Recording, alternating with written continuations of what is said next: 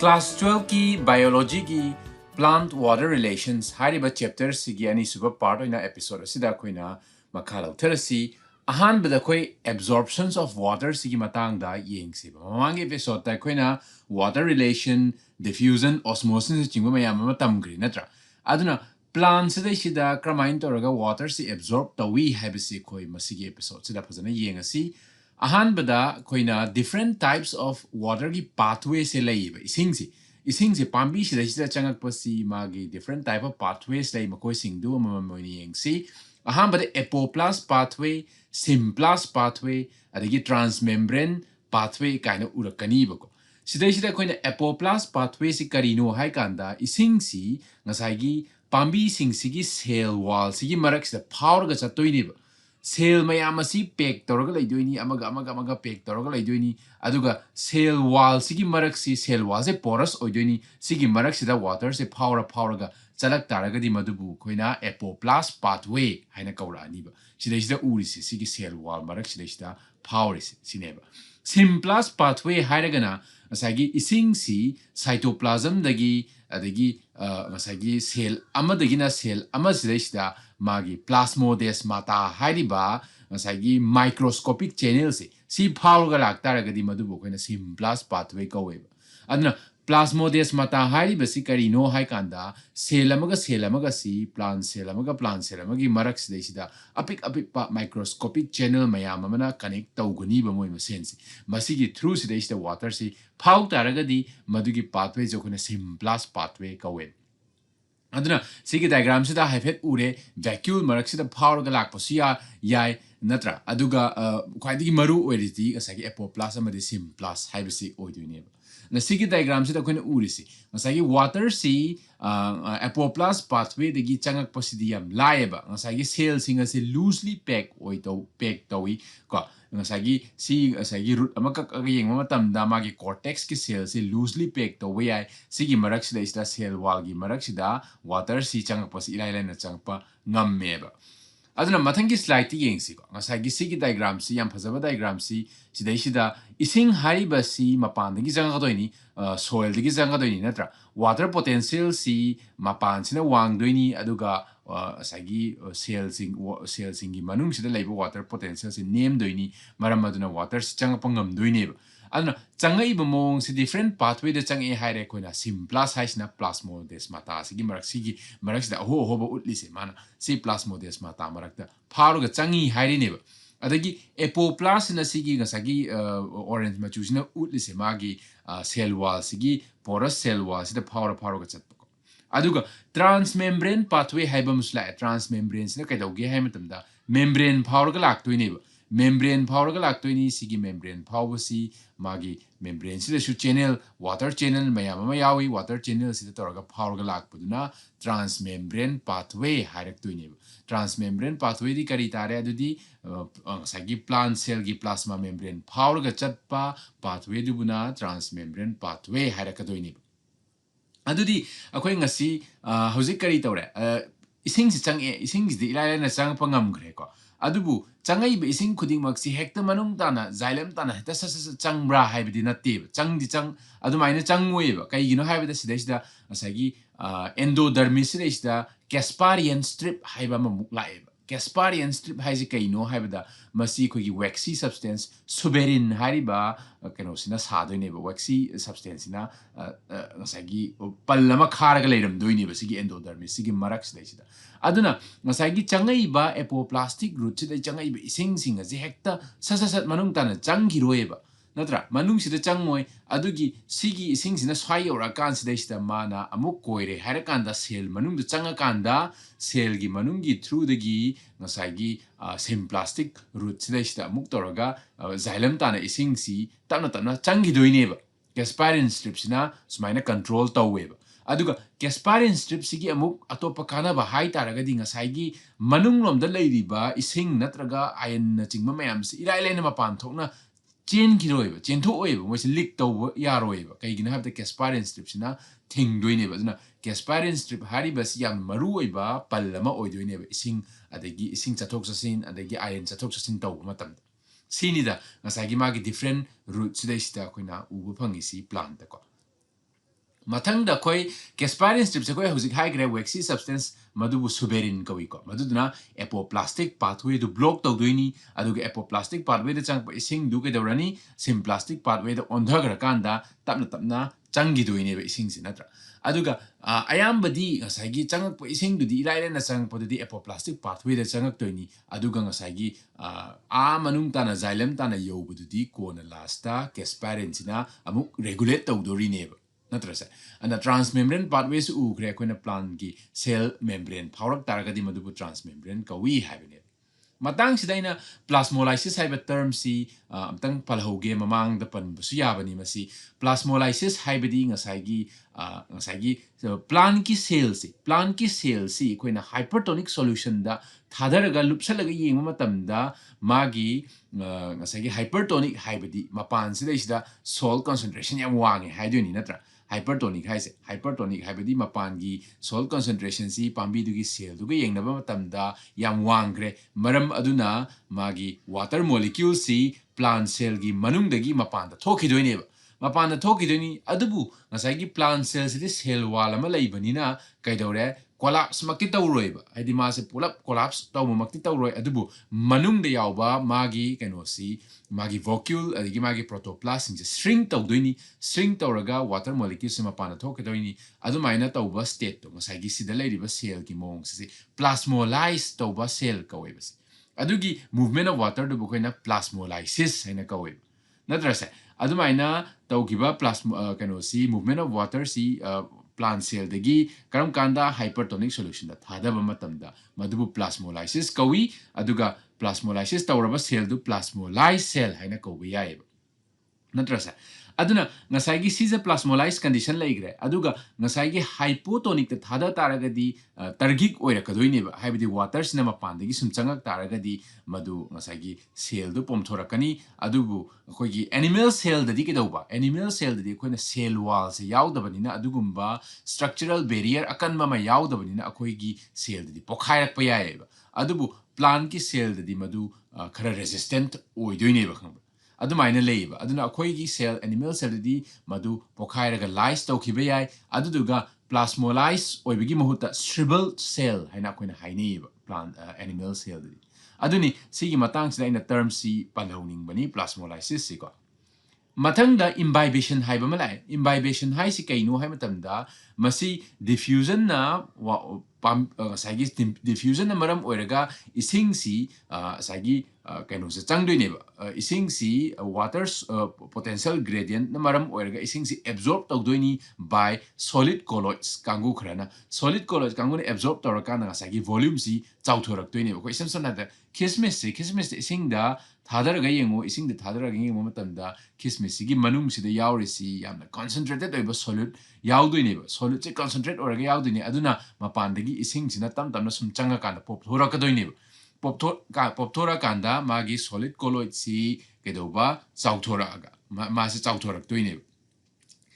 kismis natana atopa khoigi seeds kumba tei pambi gi maru na chingba mayam se khoi ising de tinga yengoba ising de tinga yengma matamda ising si asagi manung sidai sida seed sigi manung sidai sida changi doini magi solid colloid si aduga pop thorak pado madubo khoina imbibation kaweba natra ma seeds na tawba yai adigi dry woods kumba na su tawba yai ana sigi term se khoi khangjal hore ko aduga dry is have a very high negative water pressure aduga changi ba ising du kai gidabakta no haiba matamda koina water si water potential chawa mafam dagi water potential name mafam da changi haiba ne natra ga koi gi solute concentration name ba mapan water dagi solute concentration yang wang ba concentrated oiba manung da kismis kumba sigum gi manung sida changi haina koina numaina haiba yai ba mathang da koi water translocation in plants de shila laksiba ising si karmain toraga plants de shida pambi si gi manung shida chatke haiba si khoi yengsi mamangi class 10 da su khoi na masi gi chawrak ma tam kre maside shida khoi detail na tamsi maside shida yamna prominent oiba theories ahum khak lei ko theories ahum si kari no haiba da root pressure ne capillary action ne madi cohesion tension theory haiba ahum sina explain da web water si plant manung shida karmain move to we haiba si ahanbada koi root pressure sida laksi root pressure sina kari haige haiba matamda ngasai gi root ki epidermal cell sina pambi sigi root ki epidermal cells sina mineral ions mayam ama soil digi accumulate tawba hawri'eba soil digi mineral ions accumulate tawba horakpasina maram oiraga masigi ions sing asi xylem tana actively pump tawkiba xylem tana sum pusangiba actively ko aduga masina maram oiraga solute gradient ama create tawri'eba ngasagi iron haibasibu yawrak taragadi iron singse solute oiduni natra iron sibu yawrak taragadi mongoda solute gradient ama hengale solute hengalak pasi kadore ngasagi koina mamangi episode da fazana tamgre water potential gi matangda solute ki concentration si wangkhala adi water potential si nemdhara kani hydra water potential si nemdhara abanina xylem vessels da water potential se nemdhara abanina thangnaba xylem cells digi ising ji sum change ising ji changre adumaina ising si amadagina amada changba amadagina amada sum chang taragadi magi water potential gi gradient ama laeba water potential gi gradient ama la abanina water potential si soil di chau chaurani aduga manung sidana sagi solute changkiba maike sida magi water potential gi gradient si handagi doini maram aduna ising si soil degina xylem tana changa e na hairakadoini ba root pressure sin hairis natra adumain tawdana ising si xylem bhokta sumaina chang e haibane ba root pressure si theory sin hairis masi chatnaba yabani masi chatnaba yai adubu kamain tawge haibadam da top wahang sing ha pomatam da khoi upambi acho ba meter kaya wang ba dolan mathon wang ba upambi sidadi kamain tawge ising si chalhali no root pressure na kasut ngamdau mandi sineba hairis adigi scientist kharana su ngasai pambi si ngasai mara si kakthatlaga yengma matamda mara si kakthatlaga makhok si kaktang ising da lupa yengma matamda ising ji sagi makhok si dagi tholak pasu thengneiba aduna root pressure khattana natte sineba moi hairis aduni matang sida koina term ama yenghausi guttation haiba term si kari no haiba matamda koina ayuk kumbada pambi singi mana da maton da ising maton khaga thoga leiba si thengne khoigi khamina simba pambi gumba strawberry gumba da yam thengna ba pone ba si pot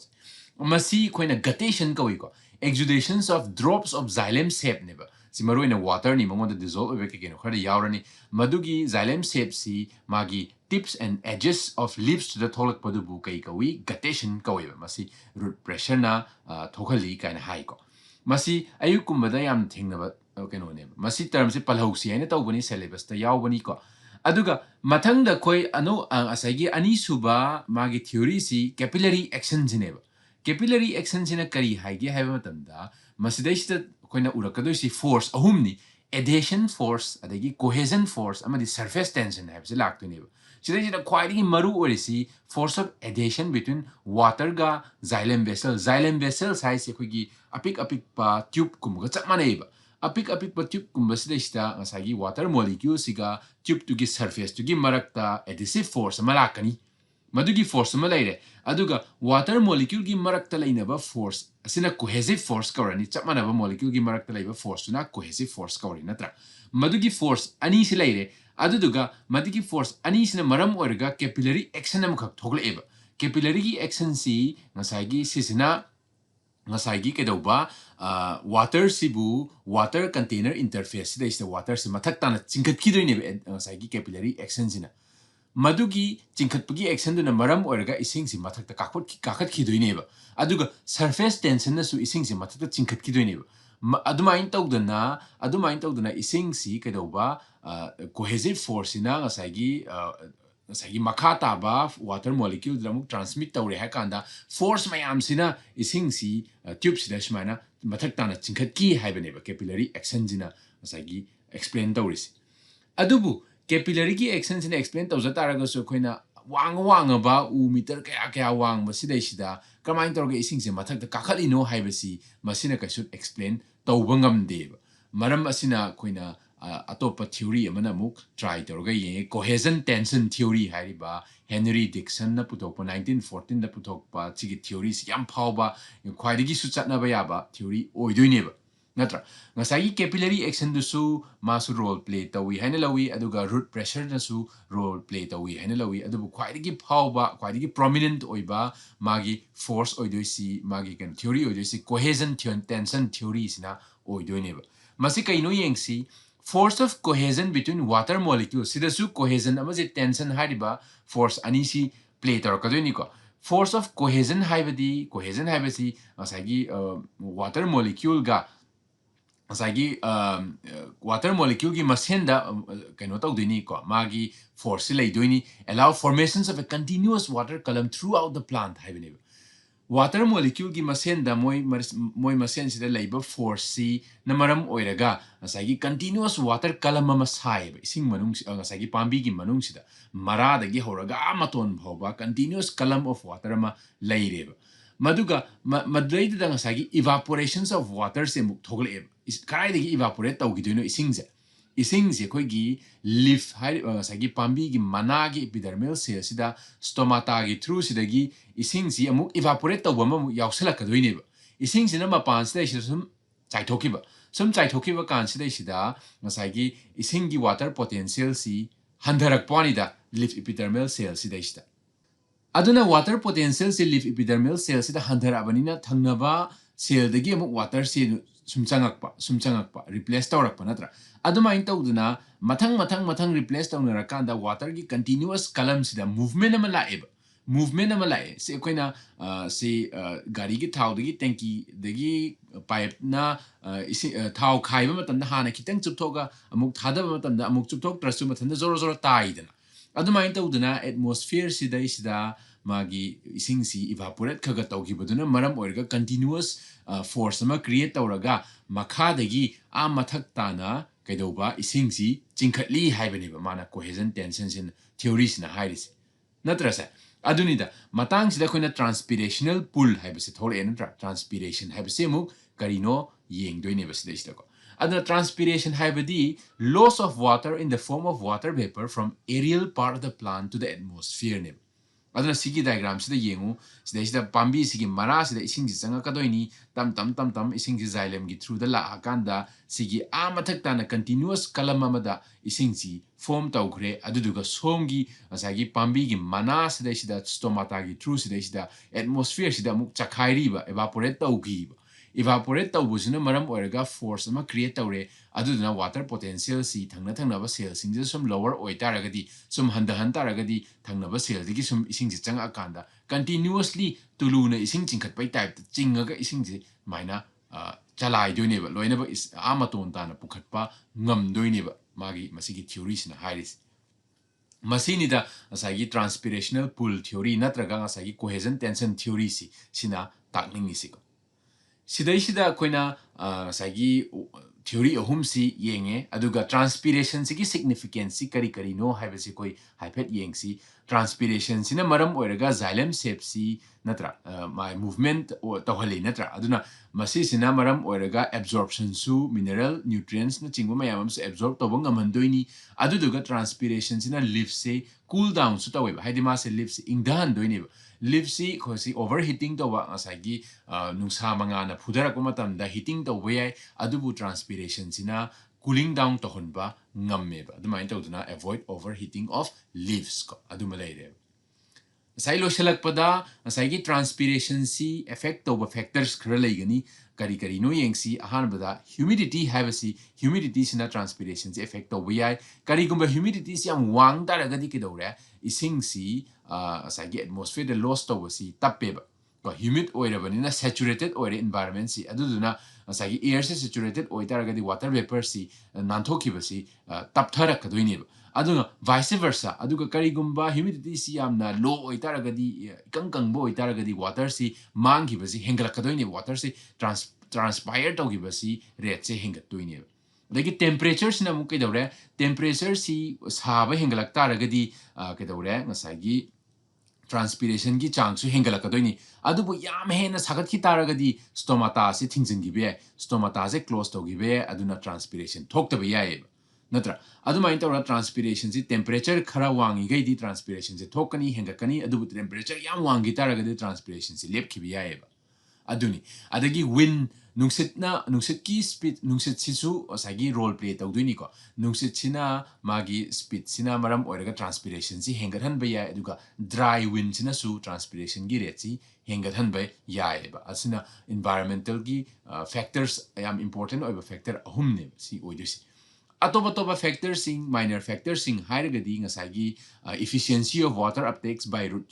chuna su role play to we ai adigi lift area yam chawba lift surface yam no chaw kitaragadi transpiration hingat pa yai na chingba atop factorsing su play to we ai roles aduna maru e badi ngasagi wind ne humidity ne aduga temperatures ne oidoine matang sida ko ningjang ba yabadi transpiration si daytime the talk to ni daytime the talk to ni kari gi no haibada ngasagi stomata dagi ising ji talk ki doini na stomata hariba pot si hangdok hangjin tawba pot ni ana hangdok hangjin tawba pot si nungsa manga lairingai da daytime the talk eba si pot si aduna transpiration si daytime the talk kani aduduga numidang dadi ngasagi water movement si ayambana capillary action amadi root pressure da restrict tawi hena haib aduna matang asida transportation si water transportation si kholoiselasi aduduga mathangi episode ta koigi atopa topic sing amu puraga lake madu amu yengsi mathangi episode tong thengnerasi ko thank you